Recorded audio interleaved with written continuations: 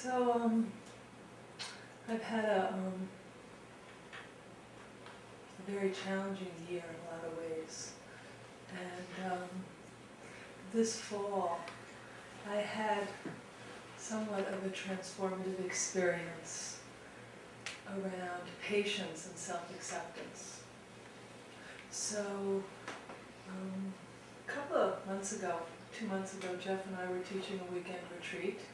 And I decided, oh no, this was for this one recently, just a couple of weeks ago, 2 weeks ago, we taught a retreat. And I wanted to talk about patience and self-acceptance. Something not working? Just make sure the sound loud. Does the sound okay? Yeah, a little loud. Okay. So 2 weeks ago, Jeff and I were teaching a retreat, and I decided to talk about patience. Well, I decided that I was going to talk about patience, but we had a snowstorm, and so we had to send people home early, so I didn't get to talk about patience. So I've been thinking about it for a while and decided to talk about that this evening. And the title of this talk, until just a few hours ago, was Patience. And the truth is that I think it's really about self-acceptance. But I spend more time talking about patience, but I think it's really about self-acceptance. So I need to be reminded to keep putting that in, because I think they're very, very, very connected.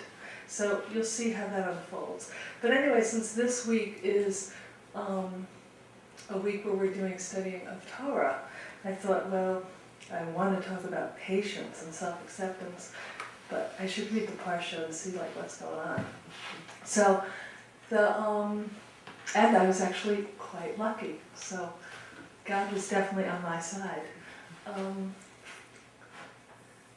So the Parsha, Va'era, comes right after Moses has been commanded by God to travel down from Midian back to Mitzrayim, to Egypt, and his brother Aaron joins him, and he's supposed to give the children of Israel God's message that with a mighty and outstretched arm, God will liberate them. And the last couple of verses before Va'era, before this Parsha, Moses tries to do that, and in fact their lives get more difficult. And so he brings more misery, quote unquote, from their perspective. And so then in this Parsha, God says to him, no, you need to go back and you need to tell them that I have remembered my covenant with your foreparents, and I've promised you a land and freedom. And so Moses, as we know, does that. And this is what happens. Vayidaber Moshe came el bnei Yisrael, v'lo shamu el Moshe mikotzer ruach u'me'avodah kasha.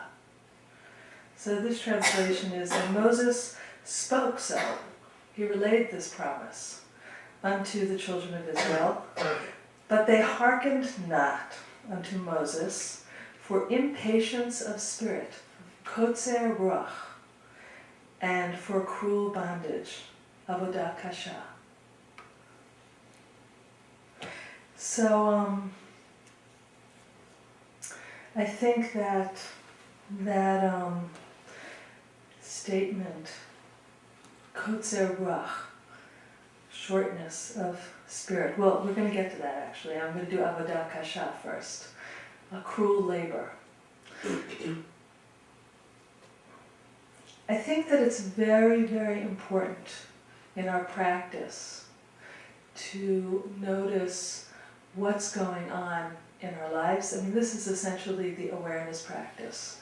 When we get balanced enough and centered enough, we have the ability to really see what's going on in the larger picture of our lives. And we can then also reflect on how that larger picture impacts what's going on inside of us. So for the children of Israel to be able to practice, to hear Moshe when they're in such dire circumstances, to hear this guy come and say, I've been sent by this God who has promised you all these things. I mean, they've been in bondage for 400 years? 400 years? Yeah, I think it's 400 years. They're habituated, they're in bondage, they're in pain, they're suffering. So they couldn't hear Moses because of the external circumstances. And what the impact of those external circumstances are on their minds and on our minds is quite significant. It's something that we have to pay close attention to.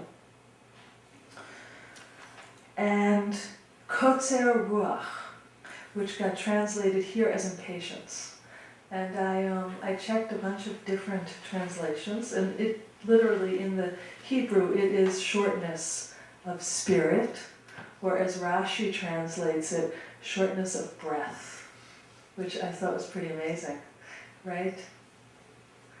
That you can't be patient if you have a shortness of breath. So imagine what happens to us as we meditate on the breath. I don't think the breath needs to get long, but as we're patient with our breath, perhaps we then get to have the opposite of impatience of spirit, which might be patience of spirit. I like patience of spirit. I think that's what I like. But I'm not sure, because there's also longness of spirit, like shortness of spirit, longness of spirit. Or I wrote down also long-spirited. I don't know how that, I'm not so sure about that.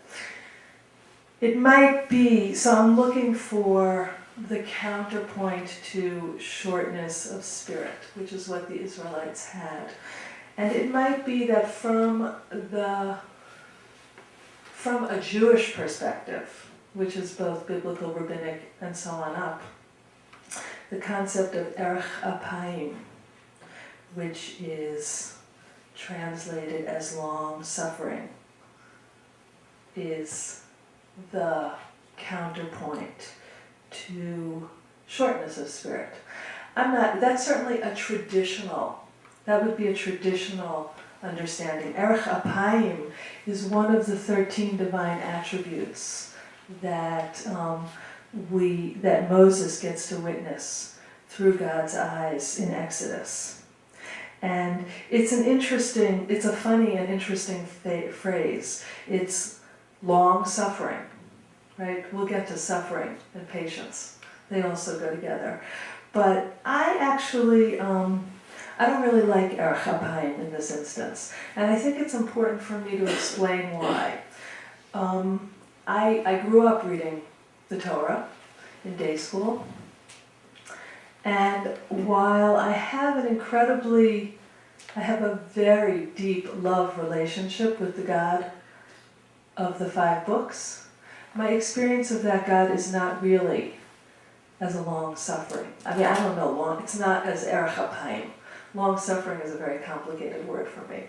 But as a God that has this kind of infinite patience of spirit, that's not my experience of this God. And it's important for me to say that. I probably imagine that amongst you are people who can point out to me places in the biblical text where in fact God does exemplify erech apayim, and perhaps after the retreat you might do that. But as we work to read the text from our own experience, it's important to honor our experience. And to say, oh, this is my experience and this is not my experience. So for longness or patience of spirit, the God of the Bible doesn't really do it for me.